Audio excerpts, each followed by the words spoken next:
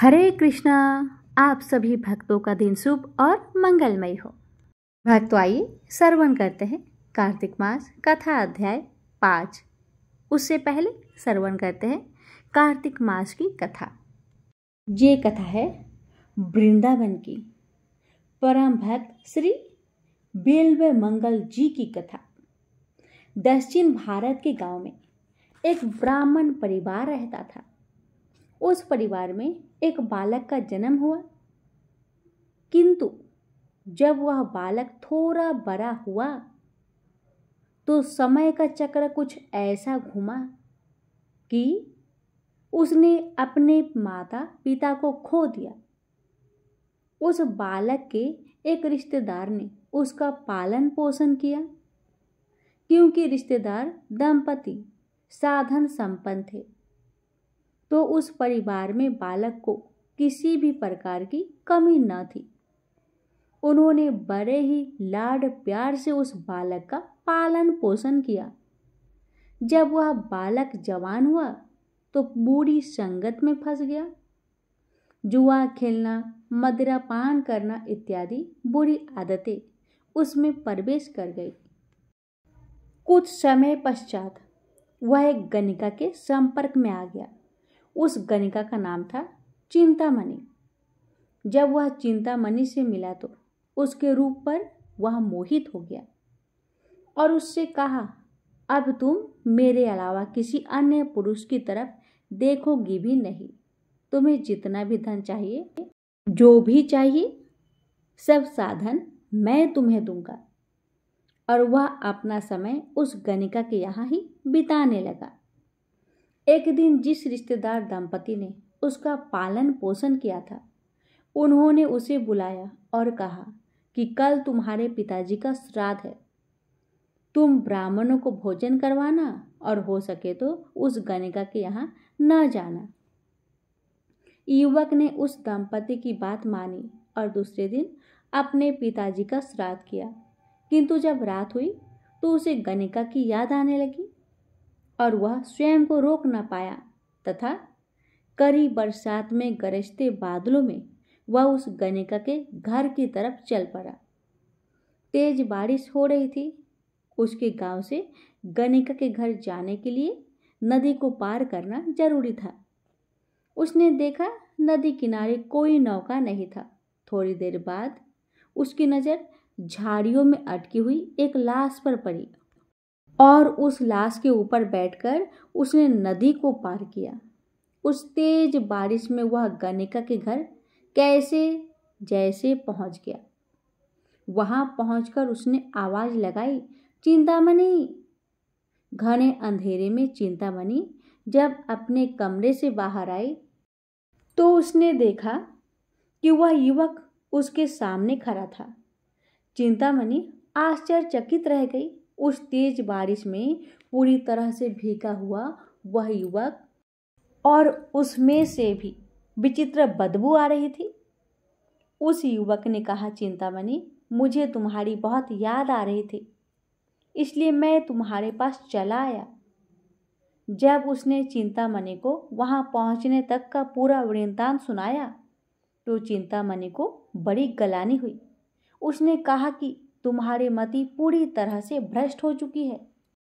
तुम मुझे जैसे हाड़ मांस के पुतले से इतना लगाव रखते हो, जिसका शरीर कुछ वर्षों के बाद नष्ट हो जाने वाला है। जिस लाश की बदबू तुम्हारे अंदर से आ रही है, एक दिन मैं भी उसी तरह एक लाश बन जाने वाली हूँ। हे युवक, अगर तुमने इतना प्रेम भी ठाकुर जी से किया होता तो वह स्वयं तुम्हें मिलने आ जाते। गणिका की बात सुनते ही मानो उस युवक के अंदर एक विद्युत का प्रभाव हुआ। उसे लगा कि उसके अंदर बरसों से सोया हुआ एक सत्पुरुष जाग गया।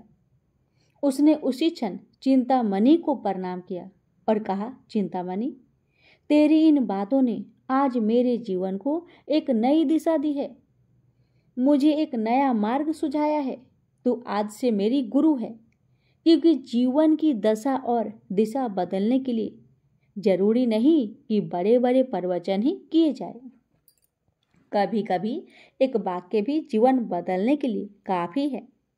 और वह वाक्य आज तूने मुझसे कहा है। अब मैं चलता हूँ, मेरा अंतिम परिणाम स्वीकार कर।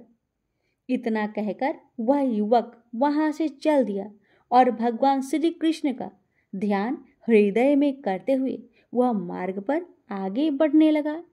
चलते चलते वह एक दूसरे गांव में पहुंचा। उस गांव में जब वह पहुंचा तो उसने एक सुंदर स्त्री को जाते हुए देखा। उस स्त्री को देखकर वह फिर से अपना मार्ग भटक गया और उस स्त्री के पीछे पीछे चलने लगा।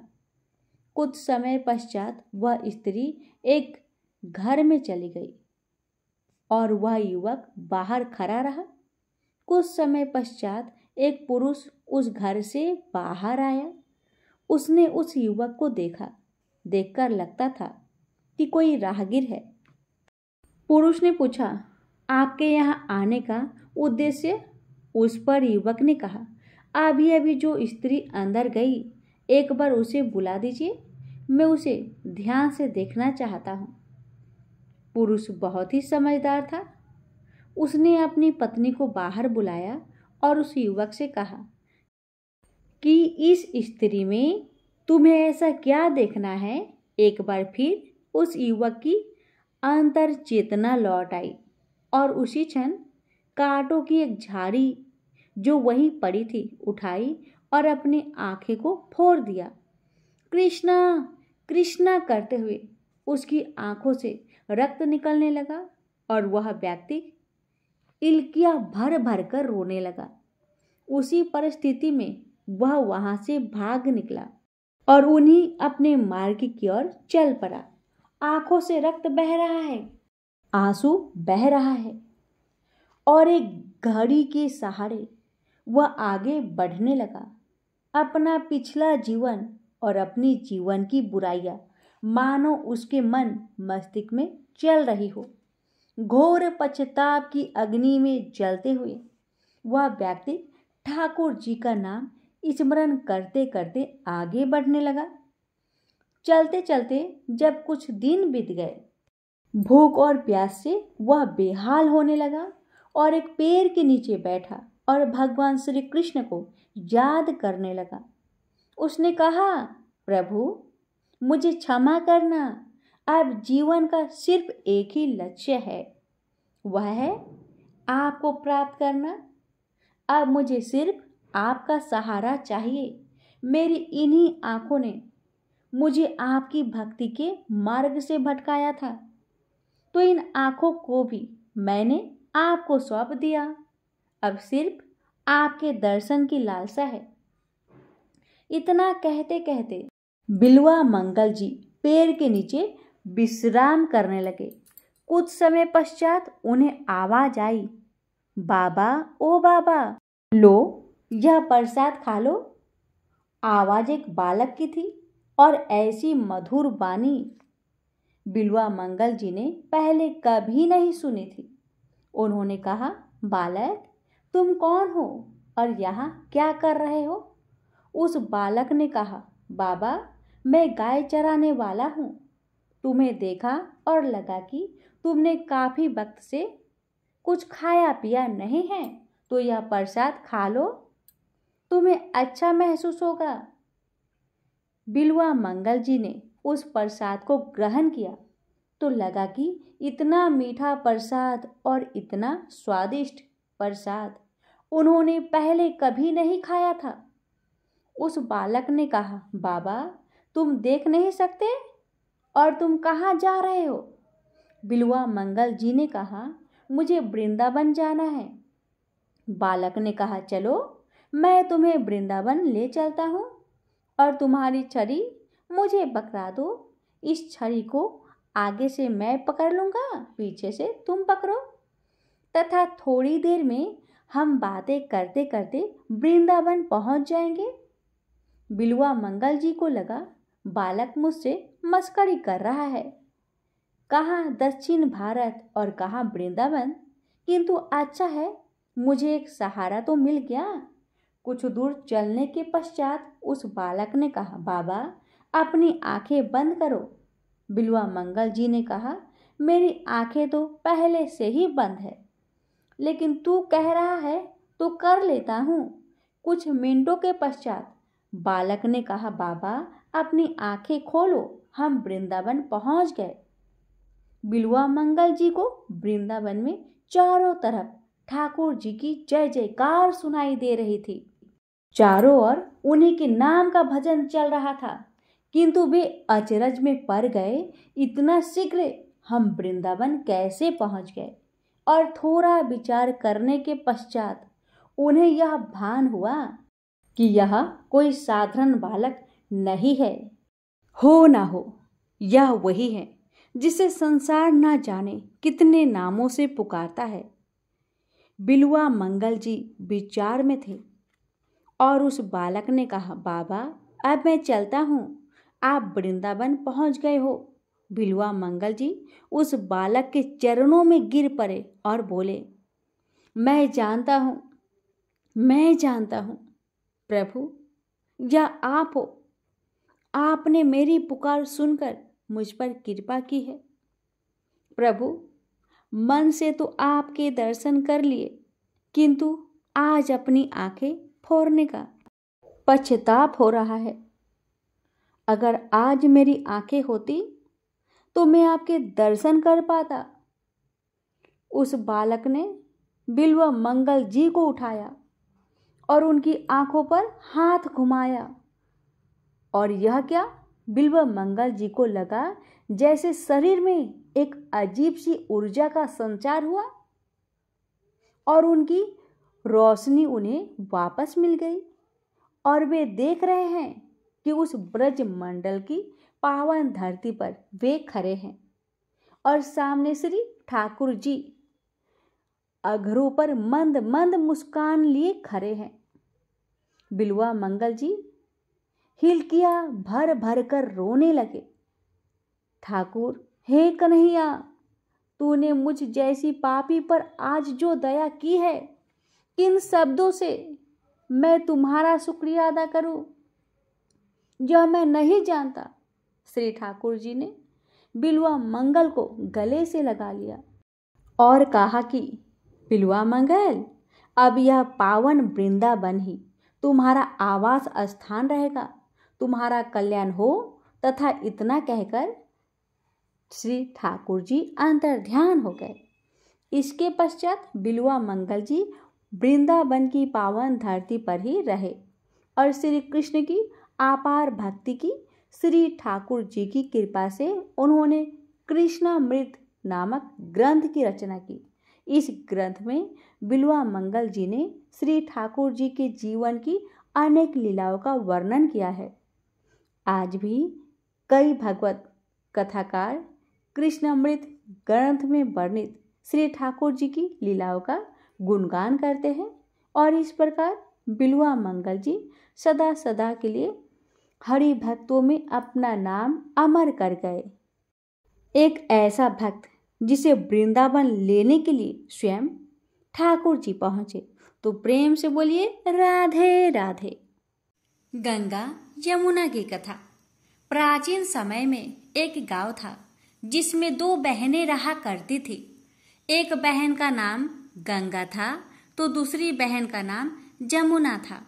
एक बार दोनों बहनें एक साहूकार के खेत से गुजर रही थी तो जमुना ने 13 दाने जौ के तोड़ लिए, जिसे देख गंगा बोली कि तुझे तो ग्रहण लग गया, तूने चोरी की है। इस पर जमुना बोली कि अब मेरा ग्रहण कैसे धुलेगा।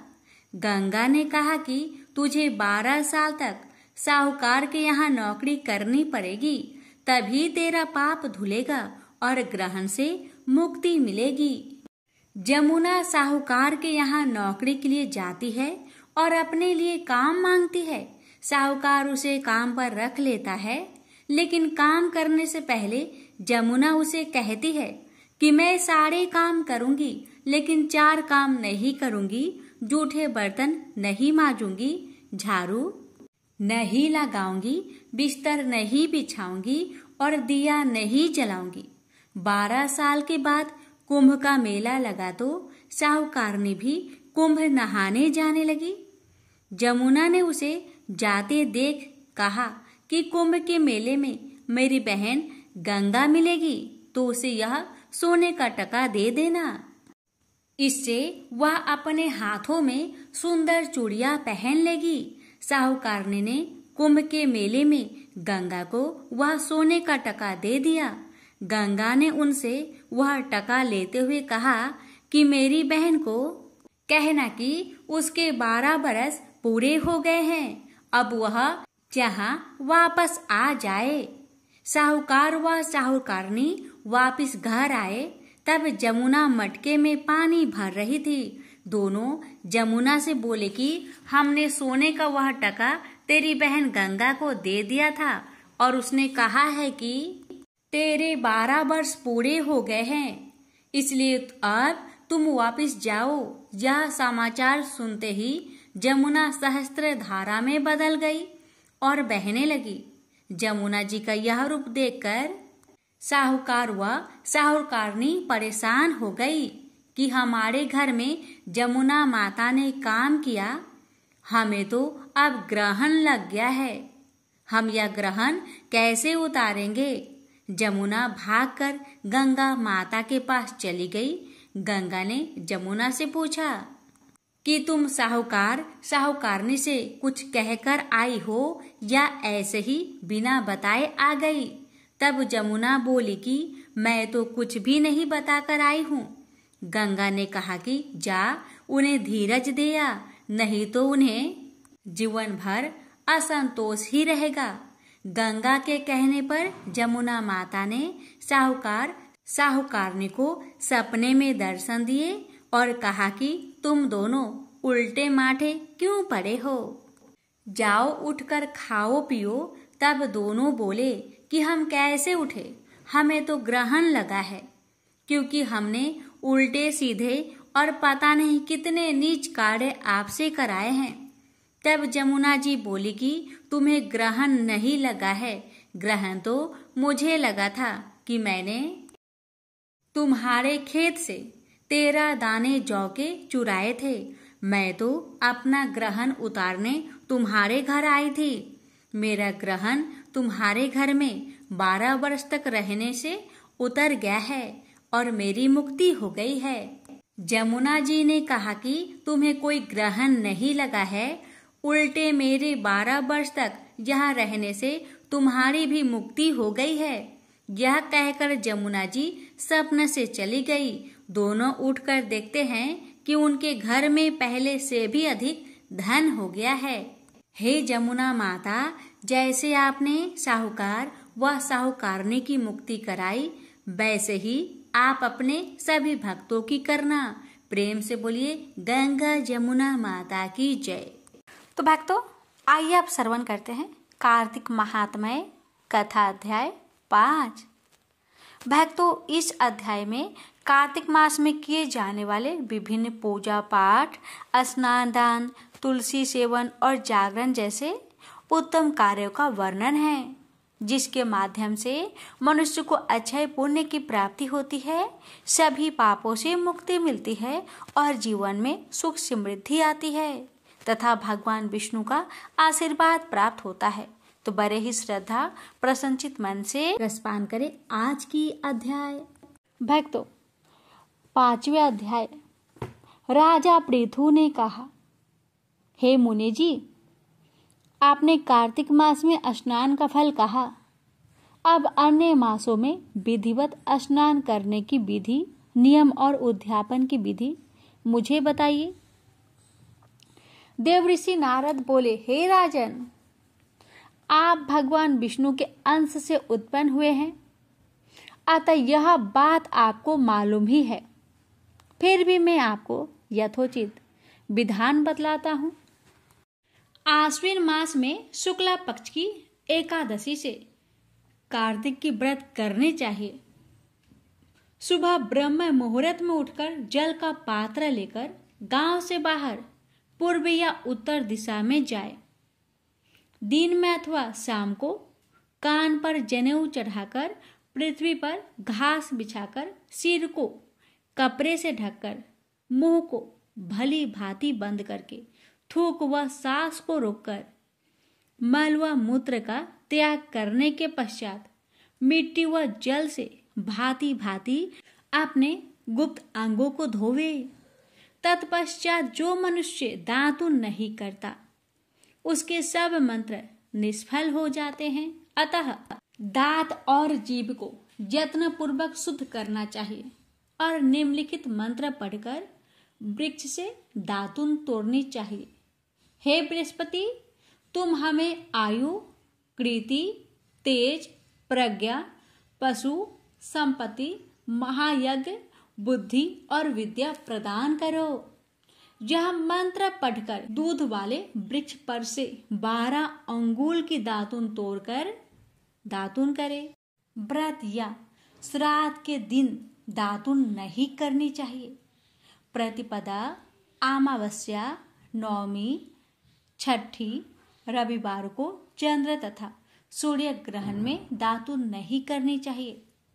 कटीले पेड़ों, कपास, पीपल, बरगद और निर्गंध इन पेड़ों की दातुन करनी चाहिए।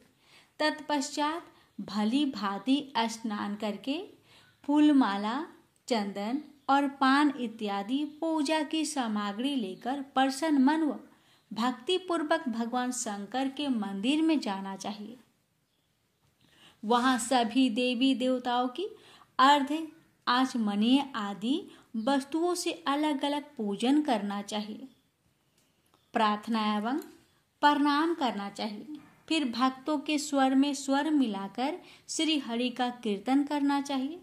मंदिर में जो गायक भगवान श्री हरि का कीर्तन करने आए हो उनका माला, चंदन, तांबूल आदि से पूजन करना चाहिए, क्योंकि देव स्थानों में भागवत कीर्तन करने वाले भी साक्षात भगवान विष्णु की मूर्ति होते हैं। जहाँ लोग सतयुग में विष्णु जी को अपनी तपस्या, योग और दान द्वारा भगवान को प्रसन्न करते हैं, मगर कलयुग में भागवत गुणवान ही भगवान श्री हरि को प्रसन्न करने का प्रधान साधन माना गया है। नारद जी ने राजा पृथु से कहा, हे राजन, मैंने एक बार भगवान विष्णु से पूछा, हे प्रभु, आप सबसे अधिक कहाँ रहते हैं? यह सुनकर भगवान ने कहा, हे नारद, मैं वैकुंठ अथवा योगियों के हृदय में ही नहीं रहता, अपितु जहाँ मेरे भक्त मेरा कीर्तन करते हैं वहां मैं अवश्य रहता हूँ। जो मनुष्य चंदन माला आदि से मेरे भक्तों का पूजन करते हैं उनसे मेरी ऐसी प्रीति होती है जैसे कि मेरे पूजन से भी नहीं हो सकती। शीरीष, धतूरा, गिरिजा, चमेली, केसर और कंदार तथा कटहल के फूलों व अक्षतों से भगवान विष्णु की पूजा नहीं करनी चाहिए। अरहर, कंद, गिरीश, जूही, मालती और केवड़ा के पुष्पों से भगवान शंकर की पूजा नहीं करनी चाहिए। लक्ष्मी के इच्छुक पुरुषों को तुलसी पत्र से सूर्य नारायण की पूजा नहीं करनी चाहिए। जिन देवताओं की पूजा में जो फूल निर्दिष्ट है उन्हीं से उनका पूजन करें। पूजन समाप्त होने के पश्चात भगवान से क्षमा प्रार्थना करें, यथा, हे सूर्येश्वर, हे देव, मेरे पास न मंत्र है न क्रिया, मैं भक्ति से भी हीन हूँ। जो कुछ भी पूजा मैंने आपकी की है उसे पूरा करें। ऐसी प्रार्थना करने के बाद दंडवत प्रणाम और क्षमा प्रार्थना करके भागवत कीर्तन करना चाहिए। श्री हरि की कथा सुननी चाहिए और प्रसाद ग्रहण करना चाहिए। इस तरह बताई गई विधि के अनुसार जो मनुष्य कार्तिक व्रत का अनुष्ठान करते हैं वे संसार के सभी सुखों को भोगते हुए अंत में मुक्ति को पाते हैं। प्रेम से बोलिए हरे कृष्ण। तो भक्तों, आज का यह अध्याय यहीं पर समाप्त होती है। श्रीमद् भागवत गीता पाठ 5वां अध्याय महात्म्य सहित। अर्जुन बोले, हे श्री कृष्ण, आपने पहले कर्मों का त्याग करने को कहा, फिर कर्म की प्रशंसा करते हो। इन दोनों में से जो अधिक हितकर है वह एक बात निश्चय करके बतलाए। श्री कृष्ण जी बोले, हे अर्जुन, कर्मों को त्याग और कर्मों का कर्ता ये दोनों ही मोक्ष प्राप्त करा देने वाले हैं, परंतु इन दोनों में कर्म त्याग से कर्म योग हितकर है। जो किसी से द्वेष नहीं रखता और ना किसी से पदार्थ की इच्छा ही करता है, वह नित्य सन्यासी है। सन्यास और योग को मूर्ख लोग ही अलग अलग समझते हैं। जो इन दोनों में से एक में भी अच्छी तरह स्थित हो जाता है, उसको दोनों का फल प्राप्त होता है। ज्ञान योगियों को जो स्थान मिलता है, वह स्थान कर्म योगियों को भी प्राप्त होता है। हे महाबाहो, कर्म योग के बिना संन्यास को प्राप्त होना दुष्कर है। कर्म करने वाले मुनिजनों को ब्रह्म प्राप्त होने में विलंब नहीं लगता।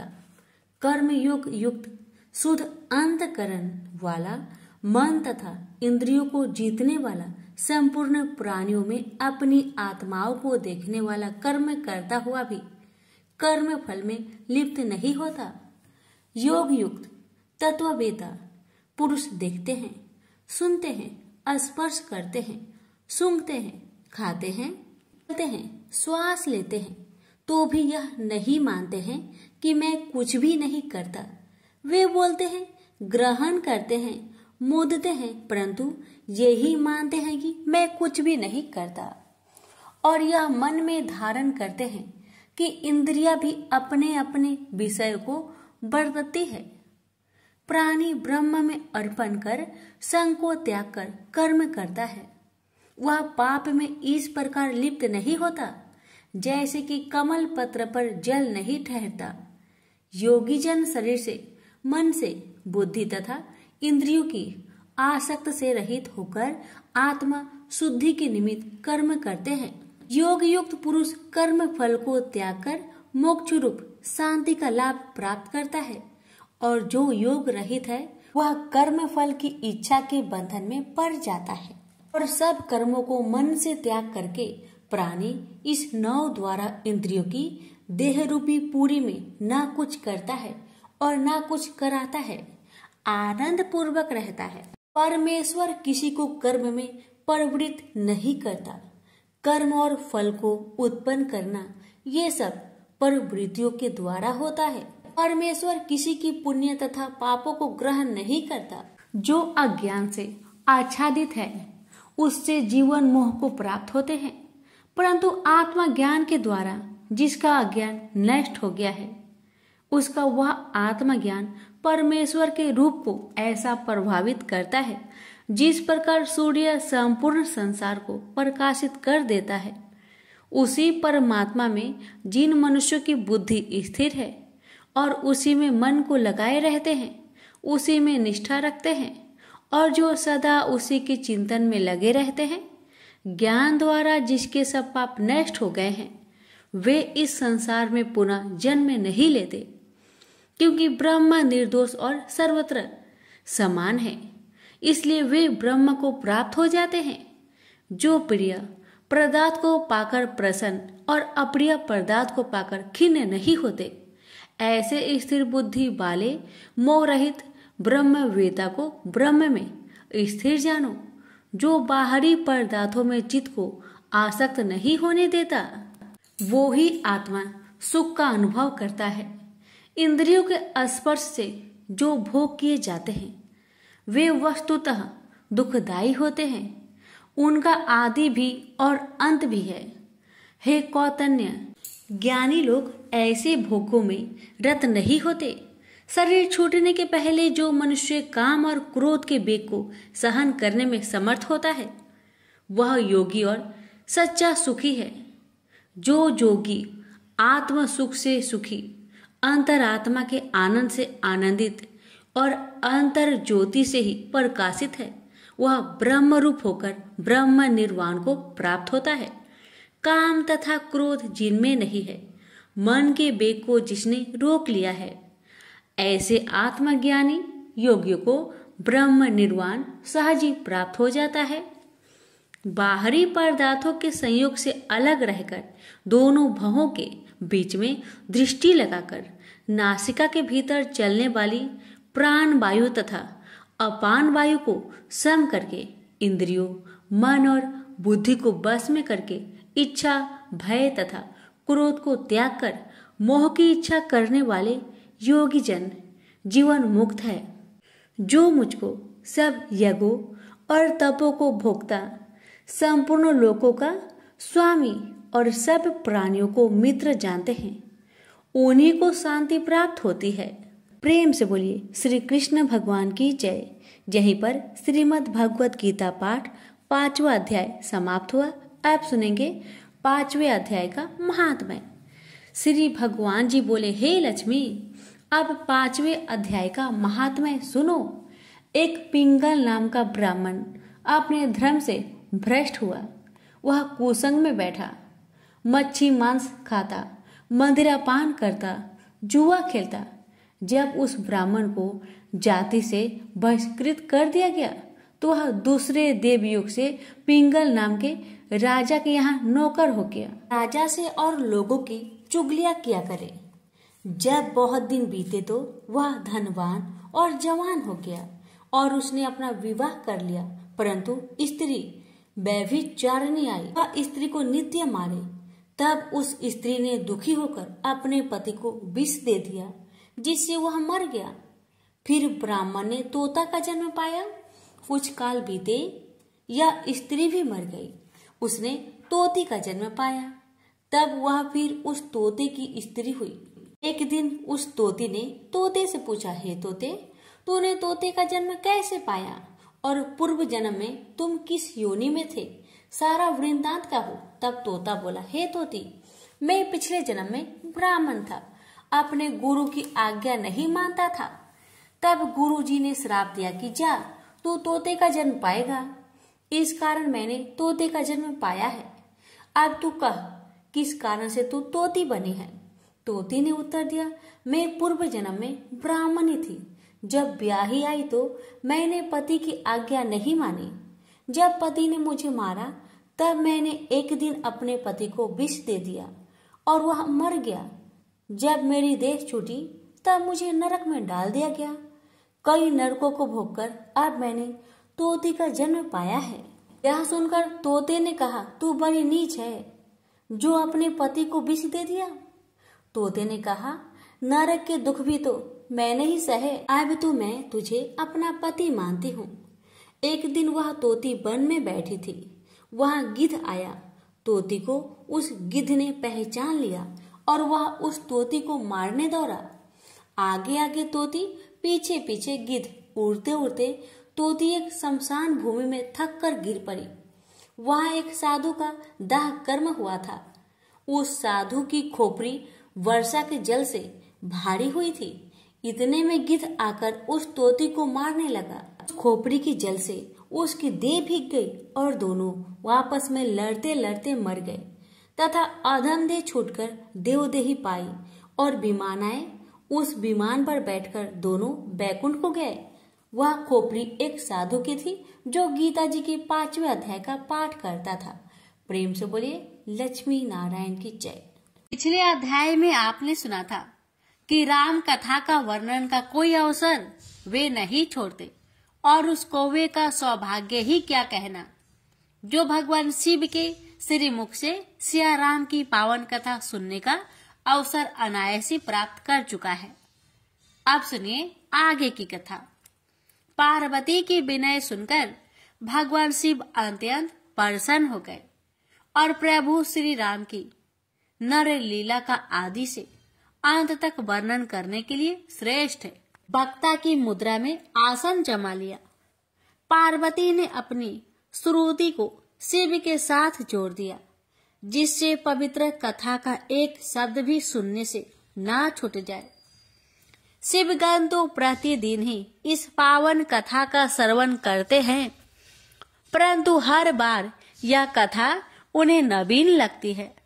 शिव के श्री मुख से अलंकृत व रसों से भरपूर इस कथा का आनंद ही कुछ और है।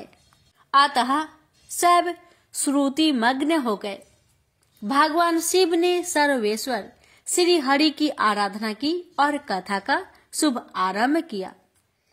संसार में विख्यात कुल रघुकुल, जिसमें सत्यवादी राजा हरिश्चंद्र महाप्रतापी, मान्यधाता और सदैव स्वर्ग को जाने वाले त्रिशंकु जैसे यशस्वी सम्राट हुए, उस महान रघुकुल में अजनंदन महाराज दशरथ हुए। इंद्र की अमरावती को भी अपनी शोभा और वैभव से लज्जित कर देने वाली अयोध्या के राजा दशरथ न्याय प्रिय प्रजापालक और अपने कुल की स्थापित मर्यादाओं के रक्षक है। उनके राज्य में सर्वत्र सुख समृद्धि और शांति है।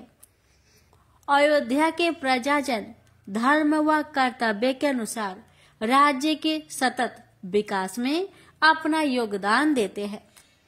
राज्य में शेर और हिरन एक घाट पर पानी पीते हैं।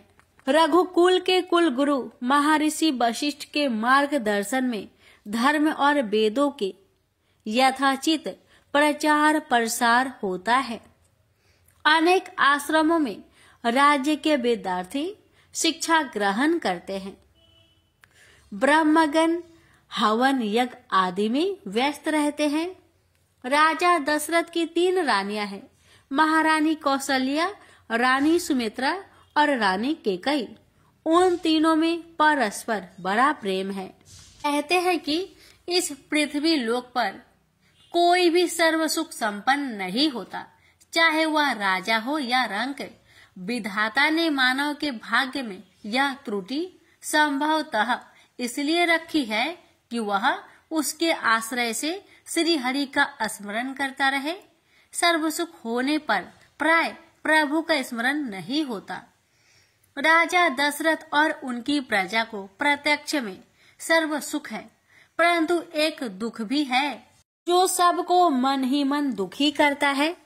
वह दुख यह है कि अभी तक अयोध्या के राजमहल में शिशु की किलकारी नहीं गुजी। राजा दशरथ आयु के चौथे सोपान में प्रवेश कर गए हैं, परंतु जाने किस कारण प्रभु ने उन्हें संतान सुख से वंचित कर रखा है। एक दिन राजा दशरथ दरबार जाने की तैयारी कर रहे थे, तो उन्होंने दर्पण में अपना मुख देखा।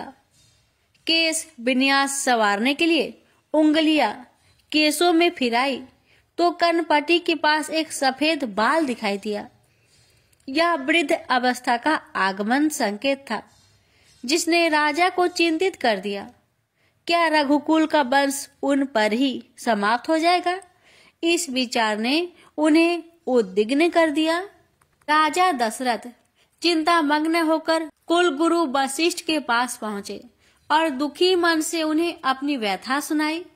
वशिष्ठ त्रिकालदर्शी थे और जानते थे कि अयोध्या नरेश के भाग्य में ऐसी संतानें हैं जो संसार में अत्यंत सौभाग्यशाली को ही मिलती है।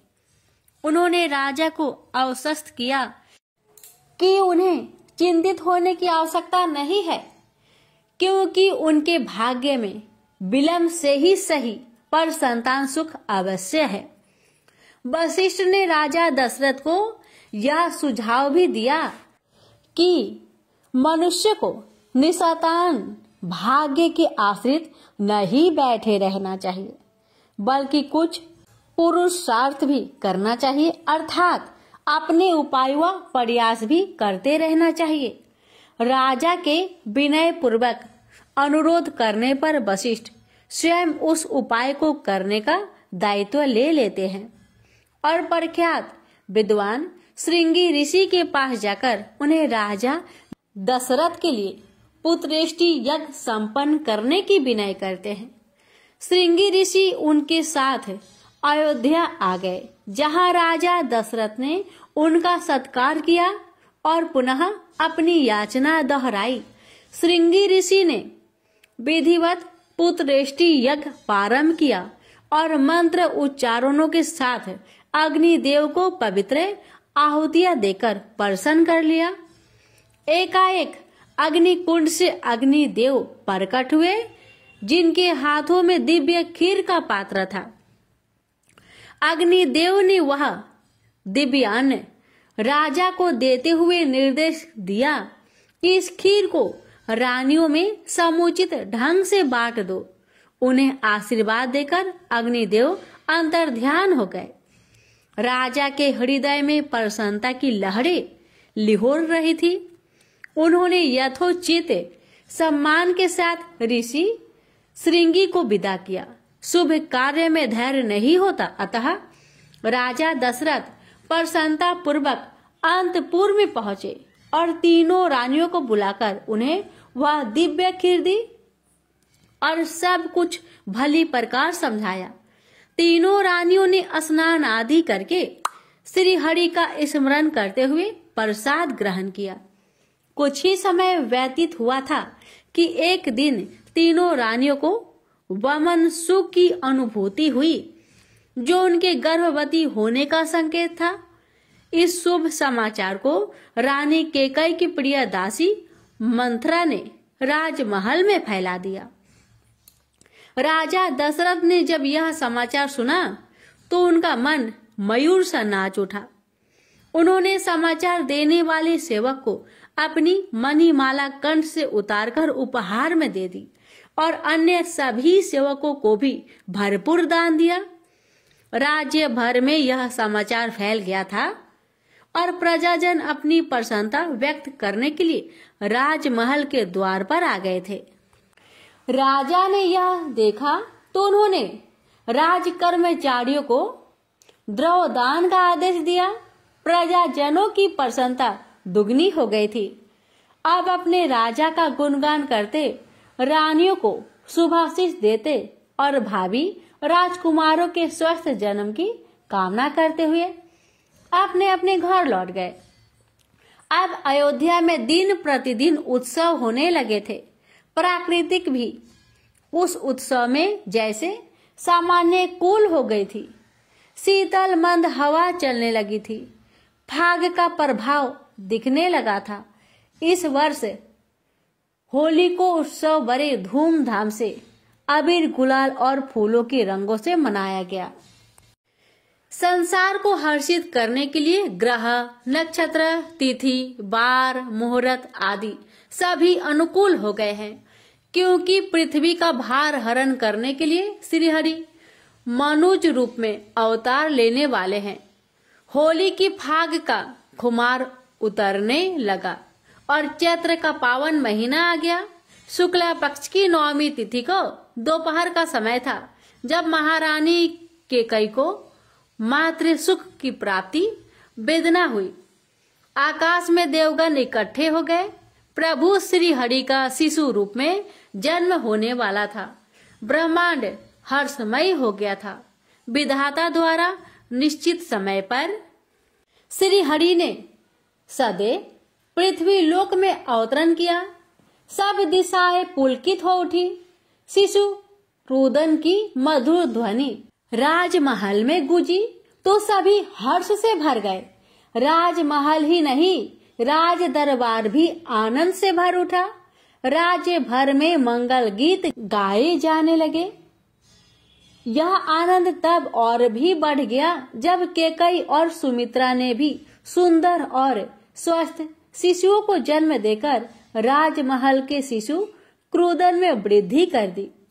प्रसन्नता संभाले न संभलती थी और इससे भी जब यह समाचार जुड़ गया कि रानी सुमित्रा ने 2 पुत्रों को जन्म दिया है तो अयोध्या वासी पुलकित हो उठे।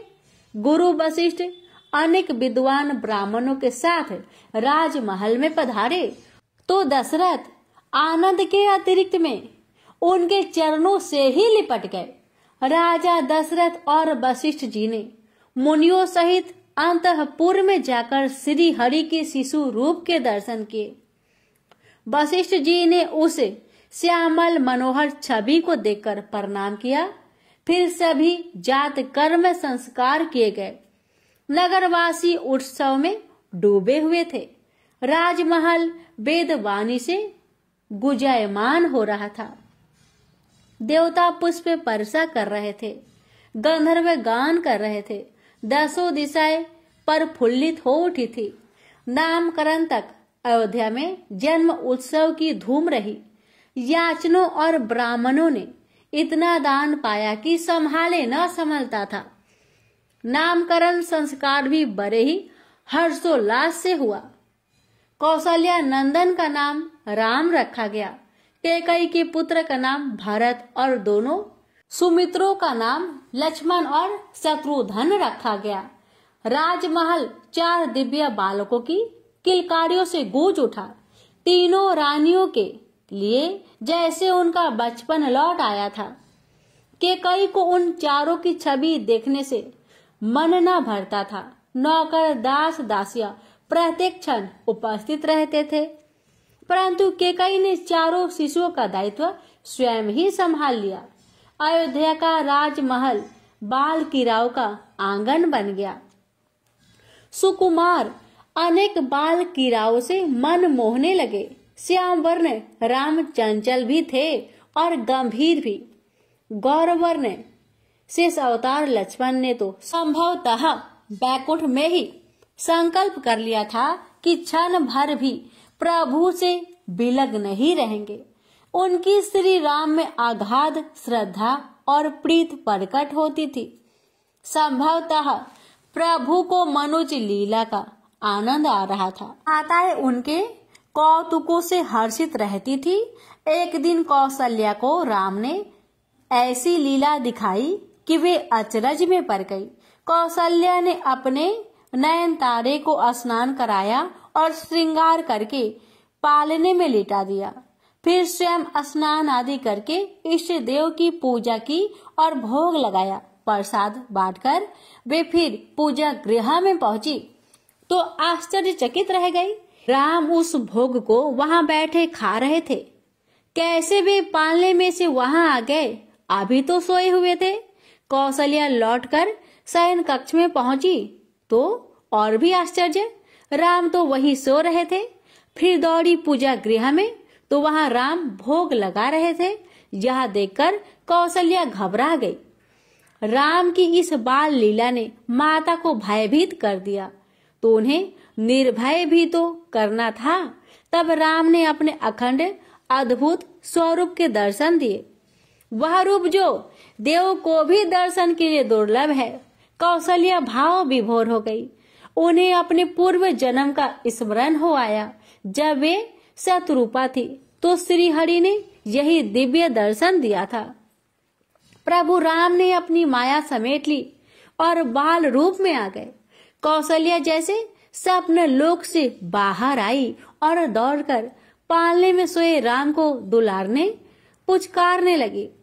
ऐसे ही बाल किराओं से सभी को आनंदित करते चारों भाई कुमार अवस्था को पहुंच गए और कुल गुरु की आज्ञा से उनका वेद समस्त यज्ञोपवीत संस्कार किया गया। श्री राम अपने भाइयों सहित गुरुकुल आए। वशिष्ठ जी मोदित थे कि वे उनके शिक्षक बने, जिन्होंने सब विधाओं का सृजन किया है। वेद उनकी स्तुति करते हैं। वे सर्वेश्वर राम साधारण विद्यार्थी की भांति श्लोक सुनते सुनाते हैं। गुरुकुल का वातावरण चारों सुकुमारों की उपस्थिति में ज्ञानमय हो गया। स्वाभाविक रूप से वे शिष्य भी इन समय वेदनी पूर्ण हो रहे थे। जो मंद बुद्धि थे, यह तो राम की उपस्थिति का प्रभाव था। जहाँ राम है वहाँ अविद्या कैसे रह पाएगी? गुरु उन्हें धनुर्विद्या सिखाने चले। पहले तो नवोदित विद्यार्थी की भांति चारों भाइयों ने धनुष को पकड़ना सीखने में ही बाल सुलभ अनभिज्ञता जताई, परंतु जब लक्ष्य संधन की बात आई तो सटीक लक्ष्य वेधन कर दिया। वशिष्ठ जी के लिए तो यह कोई अचरज की बात नहीं थी, परंतु अन्य मुनिगण तो विस्मित रह गए। पहली ही बार में ऐसा अचूक लक्ष्य वेधन केवल संयोग नहीं हो सकता। शिक्षा ग्रहण करने की उनकी तीव्रता और जिज्ञासा ने सबको विस्मित कर दिया। राम अपने अनुजों सहित धनुर्विद्या में निपुण हो गए। सभी वेद शास्त्रों व विद्याओं को उन्होंने कंठ स्थल कर लिया। गुरुजन अति प्रसन्न थे। ऐसे मेधावी शिष्य पाकर कौन गुरु प्रसन्न न होगा। आखेट अभियानों में उनका प्रदर्शन व साहस दर्शनीय था। सिंह भी सामने आ जाए तो घेर कर शिकार कर लेते थे। वीरता और शौर्य इस कुमार दल को विशिष्ट बनाता था। आयु के साथ ही उनका मुख आकर्षण बढ़ता जाता था। जब चारों भाई अपने धनुष लेकर निकलते तो उनकी शोभा देखने ही बनती थी। नगरवासी अपने राजकुमारों को भी जी भरकर देखना चाहते थे, परंतु एक टक नहीं देखते कि कहीं नजर न लग जाए। अयोध्या के राजकुमारों की ऐसी ही शोभा थी। एक दिन महर्षि विश्वामित्र अयोध्या पधारे तो राजा दशरथ ने उनका स्वागत किया और उन्हें उच्च आसन प्रदान किया। अयोध्या वासियों की कुशल क्षेम जानने के बाद मुनि ने चारों कुमारों को बुलाया और मन ही मन उन सुंदर मूर्तियों को प्रणाम किया। फिर जब उन्होंने नत होकर मुनिवर के चरण स्पर्श किए तो महर्षि ने उन्हें सस्नेह आशीर्वाद दिया। भोजन आदि से निवृत्त होकर मुनिवर और राजा आमने सामने बैठे तो राजा ने महर्षि से विनम्र स्वर में उनसे अयोध्या पधारने का प्रयोजन पूछा। महर्षि ने गंभीर स्वर में बताया कि वन भूमि में उनकी और अन्य ऋषियों के आश्रमों के आसपास राक्षसों का उपद्रव बहुत बढ़ गया है। वे यागों का विध्वंस कर रहे हैं। मारीच, सुबाहु और तारका के नेतृत्व में राक्षस दल संत जनों को पीड़ित कर रहे हैं। धर्म का ह्रास हो रहा है और मुनि व वनवासी भय में जीवन व्यतीत कर रहे हैं। अतः राजा दशरथ अपने पुत्र राम व लक्ष्मण को उनके साथ भेज दे। राजा दशरथ का कंठ मुनि के वचनों को सुनकर जैसे सूख ही गया। उनका मुख पीला पड़ गया। ऐसे जटिल राक्षसों का सामना राम लक्ष्मण कैसे कर पाएंगे? उन्हें तो युद्ध का अभी कोई अनुभव ही नहीं। मायावी राक्षसों से युद्ध के लिए तो दिव्य शस्त्रों की आवश्यकता होती है। सुकुमार राम और लक्ष्मण का ऐसा विकट निर्मल शत्रुओं से सामना। राजा ने अपनी दुविधा विनय पूर्वक बतलाकर कहा कि मुनिवर आज्ञा दे तो वे स्वयं सेना सहित उनके साथ चलकर उन राक्षसों का नाश करने को तैयार है। मुनिवर ने हंसकर कहा कि जैसे तुम अनुभव विहीन और सुकुमार कह रहे हो, वे क्या है इसे जानकर भी ऐसा मोह उचित नहीं है, जिनके जन्म का ध्येय ही राक्षसों का सर्वनाश करना है। उनके पराक्रम पर संदेह कैसा? गुरु वशिष्ठ ने भी राजा को भली भांति समझाया और उनके संदेह को दूर किया। राजा दशरथ ने दोनों मुनि जनों की सीख मानकर राम और लक्ष्मण को मुनि विश्वामित्र को सौंप दिया। दोनों भाई अपने धनुष बाण लेकर गुरुजनों, माता पिता व परिवार से विदा लेकर मुनि विश्वामित्र के साथ चल पड़े। श्याम वर्ण और गौर वर्ण राम लक्ष्मण की युगल झांकी सबको आनंदित कर रही थी। प्रेम से बोलिए सियावर रामचंद्र की जय। हे भक्तों, आज की इस पावन राम कथा का समापन यहीं पर करते हैं। अब आगे की कथा अगली वीडियो में श्रवण करेंगे। भक्तों, अब आप सभी श्रवण करेंगे पुण्य फल प्रदान करने वाली भगवान विष्णु की कथा।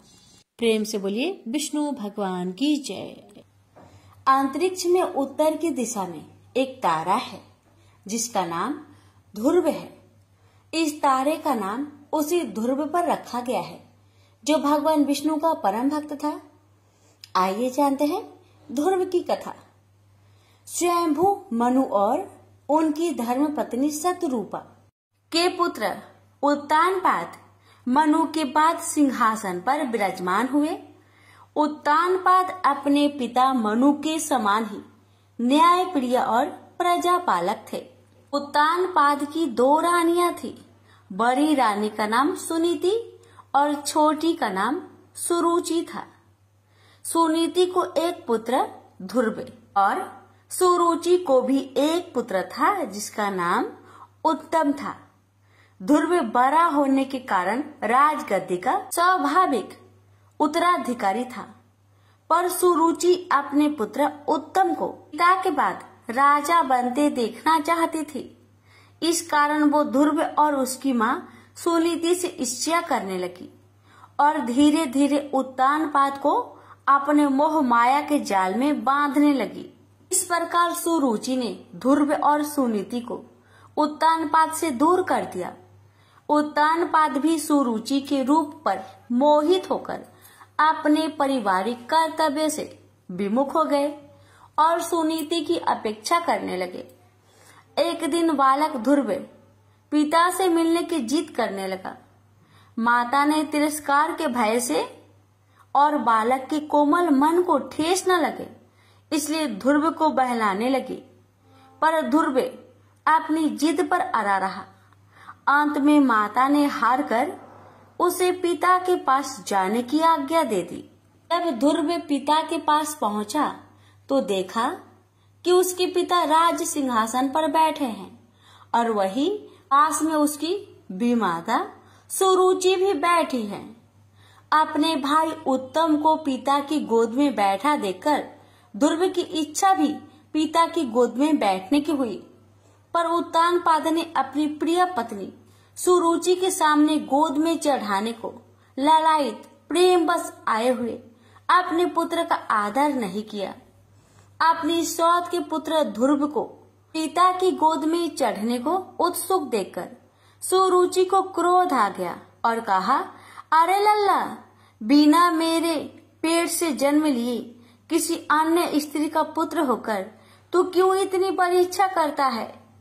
तू अज्ञानी है इसलिए ऐसी अलभ्य वस्तु की इच्छा करता है।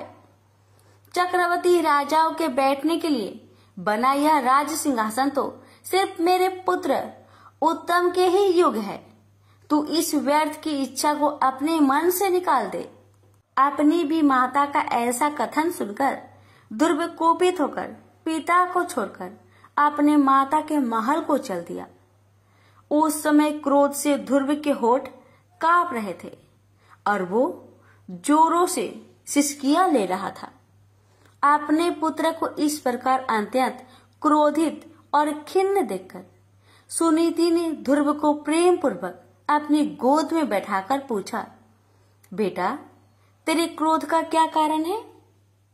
किसने तेरा निरादर करके तेरे पिता का अपमान करने का साहस किया है? ये सुनकर ध्रुव ने अपनी माता को रोते हुए वह सब बात बताई जो उसकी बीमाता ने पिता के सामने कही थी। अपने पुत्र से सारी बात सुनकर सुनीति अत्यंत दुखी होकर बोली, बेटा, सुरुचि ने ठीक कहा है। तू अवश्य ही मंद भाग्य है जो मेरे गर्भ से जन्म लिया। पुण्यवानों से उसकी विपक्षी भी ऐसी बात नहीं कह सकती। पूर्व जन्म में तूने जो कुछ भी किया है उसे कौन दूर कर सकता है, और जो नहीं किया है उसे तुझे कौन दिला सकता है। इसलिए तुझे अपनी भी माता के बातों को भूल जाना चाहिए। ये वत्स, पुण्यवानों को ही राजपद, घोड़े, हाथी आदि प्राप्त होते हैं। ऐसा जानकर तू शांत हो जा। यदि सुरुचि के वाक्य से तुझे अत्यंत दुख हुआ है तो सर्व फलदायिनी पुण्य के संग्रह करने का प्रयत्न कर। तू सुशील, पुण्यात्मा और समस्त प्राणियों का हितैषी बन, क्योंकि जिस प्रकार नीची भूमि की ओर ढलकता हुआ जल अपने आप ही जलाशय में एकत्र हो जाता है, उसी प्रकार सत्पात्र मनुष्य के पास समस्त संपत्तियां अपने आप ही आ जाती है। माता की बात सुनकर ध्रुव ने कहा, माँ, अब मैं वही प्रयत्न करूंगा जिससे संपूर्ण लोकों में आदरणीय सर्वश्रेष्ठ पद को प्राप्त कर सकूं। अब मुझे पिता का सिंहासन नहीं चाहिए, वह मेरे भाई उत्तम को ही मिले। मैं किसी दूसरे के दिए हुए पद का इच्छुक नहीं हूँ। मैं तो अपने पुरुषार्थ से ही उस परम पद को पाना चाहता हूँ जिसको पिताजी ने भी प्राप्त नहीं किया है। अपनी माता से इस प्रकार कहकर ध्रुव सुनीति के महल से निकल पड़ा और नगर से बाहर वन में पहुंचा। वहां ध्रुव ने पहले से ही आए हुए 7 मुनीश्वरों यानी 7 ऋषियों को मृग चम्र के आसन पर बैठे देखा। ध्रुव ने उन सबको प्रणाम करके उनका उचित अभिवादन किया और नम्रता पूर्वक कहा, हे महात्माओं, मैं सुनीति और राजा उत्तानपाद का पुत्र ध्रुव हूँ। मैं आत्मा गलाने के कारण आपके पास आया हूँ। यह सुनकर ऋषि बोले, राजकुमार, अभी तो तू सिर्फ 4-5 वर्ष का बालक जान पड़ता है। तेरी चिंता का कोई कारण भी दिखाई नहीं देता, क्योंकि अभी तो तेरे पिता जीवित है। फिर तेरी गलाने का क्या कारण है? तब ध्रुव ने ऋषियों को वह सब बात बताई जो सुरुचि ने उसे कहे थे। ये सुनकर ऋषिगण आपस में कहने लगे, अहो, छात्र तेज कैसा परवल है, जिससे इन नन्हे बालक के हृदय से भी अपनी भी माता के दुर्वचन नहीं टलते। ऋषि बोले, हे क्षत्रिय कुमार, तूने जरूर कुछ निश्चय किया है। अगर तेरा मन करे तो वह हमें बता। हे तेजस्वी, हमें ये भी पता कि हम तेरी क्या सहायता करें। ध्रुव ने कहा, हे मुनिगण, मुझे ना तो धन की इच्छा है और ना ही राज्य की। मैं तो केवल एक उसी स्थान को जाना चाहता हूँ जिसको पहले किसी ने न भोगा हो। हे मुनि श्रेष्ठ, आप लोग बस मुझे यह बता दे कि क्या करने से मुझे वह श्रेष्ठ स्थान प्राप्त हो सकता है। ध्रुव के इस प्रकार पूछने पर सभी ऋषिगण एक एक करके ध्रुव को उपदेश देने लगे। मरीचि बोले, हे राजपुत्र, बिना नारायण की आराधना किए मनुष्य को वह श्रेष्ठ स्थान नहीं मिल सकता, अतः तू उनकी ही आराधना कर। अत्रि बोले, जो परा आकृति से भी पड़े हैं वे परम पुरुष नारायण जिससे संतुष्ट होते हैं, उसी को वह अक्षय पद प्राप्त होता है। यह मैं एकदम सच कहता हूँ। अंगिरा बोले, यदि तू अग्र स्थान का इच्छुक है तो जिस सर्वव्यापक नारायण से यह सारा जगत व्याप्त है, तू उसी नारायण की आराधना कर। पुलस्त्य बोले, जो परम ब्रह्मा, परम धाम और परम स्वरूप है, उन नारायण की आराधना करने से मनुष्य अति दुर्लभ मोक्ष पद को भी प्राप्त कर लेता है। पुलह बोले, हे सुव्रत, जिन जगतपति की आराधना से इंद्र ने इंद्र पद प्राप्त किया है, तू उन यज्ञपति भगवान विष्णु की आराधना कर। क्रतु बोले, जो परम पुरुष, यज्ञ पुरुष, यज्ञ और युगेश्वर है, उन जनार्दन के संतुष्ट होने पर कौन सी वस्तु दुर्लभ रह जाती है। वशिष्ठ बोले, हे वत्स, विष्णु भगवान की आराधना करने पर तू अपने मन से जो कुछ चाहेगा वही प्राप्त कर लेगा। फिर त्रिलोकी के श्रेष्ठ स्थान की तो बात ही क्या है। ध्रुव ने कहा, हे महर्षिगण, आप लोगों ने मुझे आराध्य देव तो बता दिया, आप कृपा करके मुझे ये भी बता दीजिए कि मैं किस प्रकार उनकी आराधना करूं। ऋषिगण बोले, हे राजकुमार, तू समस्त ब्रह्मा विषयों से चित्त को हटाकर उस एकमात्र नारायण में अपने मन को लगा दे और एकाग्रचित होकर ओम नमो भगवते वासुदेवाय इस मंत्र का निरंतर जाप करते हुए उनको प्रसन्न कर। ये सब सुनकर ध्रुव उन ऋषियों को प्रणाम करके चल दिया और यमुना के तट पर अति पवित्र मधु नामक वन में पहुंचा। जिस मधुवन में नित्य श्री हरि का सानिध्य रहता है, उसी सर्व पाप हरि तीर्थ में ध्रुव कठोर तपस्या करने लगा। इस प्रकार दीर्घ काल तक कठिन तपस्या करने से ध्रुव के तपोबल से नदी, समुद्र और पर्वत सहित समस्त भूमंडल अत्यंत क्षुब्ध हो गए और उनके क्षुब्ध होने से देवताओं में खलबली मच गई। तब देवताओं ने अत्यंत व्याकुल होकर इंद्र के साथ परामर्श करके ध्रुव का ध्यान भंग करने का आयोजन किया। देवताओं ने माया से कभी हिंसक जंगली पशुओं के द्वारा तो कभी राक्षसों के द्वारा ध्रुव के मन में भय उत्पन्न करने की कोशिश की, परंतु विफल रहने पर ध्रुव की माता के रूप में भी उसका ध्यान भंग करने का प्रयत्न किया। पर ध्रुव एकाग्रचित होकर सिर्फ भगवान विष्णु के ध्यान में ही लगा रहा और किसी की ओर देखा तक नहीं। जब सब प्रकार के प्रयत्न विफल हो गए तो देवताओं को बड़ा भय हुआ और सब मिलकर श्री हरि की शरण में गए। देवता बोले, हे जनार्दन, हम उत्तानपाद के पुत्र की तपस्या से भयभीत होकर आपकी शरण में आए हैं। हम नहीं जानते कि वह इंद्रपद चाहता है या उसे सूर्य, वरुण या चंद्रमा के पद की अभिलाषा है। आप हम पर प्रसन्न होइए और उसे तप से निवृत्त कीजिए। श्री भगवान बोले, हे देवगण, उसे इंद्र, सूर्य, वरुण, कुबेर आदि किसी की पद की अभिलाषा नहीं है। आप सब लोग निश्चिंत होकर अपने स्थान को जाइए।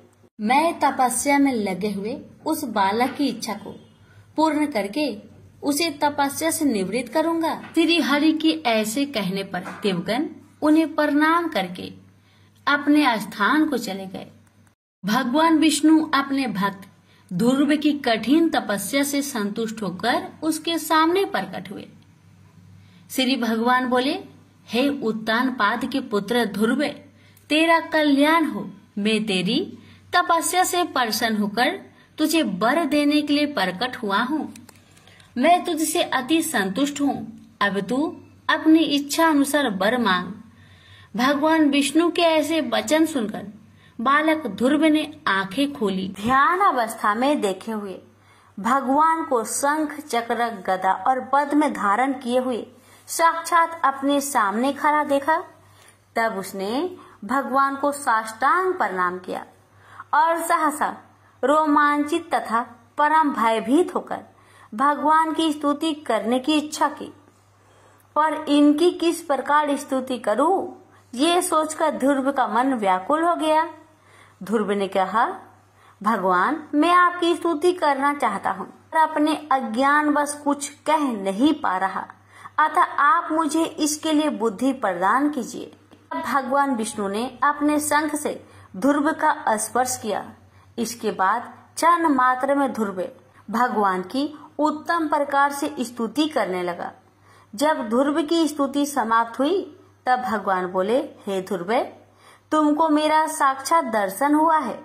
इससे निश्चित ही तेरी तपस्या सफल हो गई है। पर मेरा दर्शन तो कभी निष्फल नहीं होता, इसलिए तुझे जिस वर की इच्छा हो वह मांग ले। ध्रुव बोला, हे भगवान, आपसे इस संसार में क्या छिपा हुआ है। मैं मेरी सौतेली माता के गरुएले वचनों से आहत होकर आपकी तपस्या में प्रवृत्त हुआ हूँ, जिन्होंने कहा था कि मैं अपने पिता के राज सिंहासन की योग्य नहीं हूँ। अतः हे संसार को रचने वाले परमेश्वर, मैं आपकी कृपा से वह स्थान चाहता हूँ जो आज तक इस संसार में किसी को भी प्राप्त ना हुआ हो। श्री भगवान बोले, वत्स, तूने अपने पूर्व जन्म में भी मुझे संतुष्ट किया था, इसलिए तू जिस स्थान की इच्छा करता है वह तुझे अवश्य प्राप्त होगा। पूर्व जन्म में तू एक ब्राह्मण था और मुझ में निरंतर एकाग्रचित रहने वाला माता पिता का सेवक तथा स्वधर्म का पालन करने वाला था। बाद में एक राजपुत्र से तेरी मित्रता हो गई। उसके वैभव को देखकर तेरी इच्छा हुई कि मैं भी राजपुत्र हूँ। अतः हे ध्रुव, तुझको अपनी मनोवांछित इच्छा प्राप्त हुई। जिस स्वयंभू मनु के कुल में किसी को स्थान मिलना अति दुर्लभ है, उन्हीं के घर में तूने उत्तानपाद के यहाँ जन्म लिया। जिसने मुझे संतुष्ट किया है उसके लिए इस संसार में कुछ भी असंभव नहीं है। मेरी कृपा से तू निश्चय ही उस स्थान को प्राप्त करेगा जो त्रिलोकी में सबसे उत्कृष्ट है और समस्त ग्रहों और तारा मंडल का आश्रय है। मेरे प्यारे भक्त ध्रुव, मैं तुझे वह निश्चल ध्रुव स्थान देता हूँ जो सूर्य, चंद्र आदि ग्रहों, सभी नक्षत्रों और सप्त ऋषियों से भी ऊपर है। तेरी माता सुनीति भी वहाँ तेरे साथ निवास करेगी और जो लोग प्रातः काल और संध्या काल तेरा गुणगान करेंगे, उन्हें महान पुण्य प्राप्त होगा। धन्य है ध्रुव की माता सुनीति, जिसने अपने हितकर वचनों से ध्रुव के साथ साथ स्वयं भी उस सर्वश्रेष्ठ स्थान को प्राप्त कर लिया। ध्रुव के नाम से ही उस दिव्य लोक को संसार में ध्रुव तारा के नाम से जाना जाता है। ध्रुव का मतलब होता है स्थिर, अपने स्थान से विचलित न होने वाला, जिसे भक्त ध्रुव ने सत्य साबित कर दिया। भक्त ध्रुव की कहानी में हमें यह शिक्षा मिलती है कि जिसके मन में दृढ़ निश्चय और हृदय में आत्मविश्वास हो, वह कठोर पुरुषार्थ के द्वार इस संसार में असंभव को भी संभव कर सकता है। प्रेम से बोलिए लक्ष्मी नारायण की जय।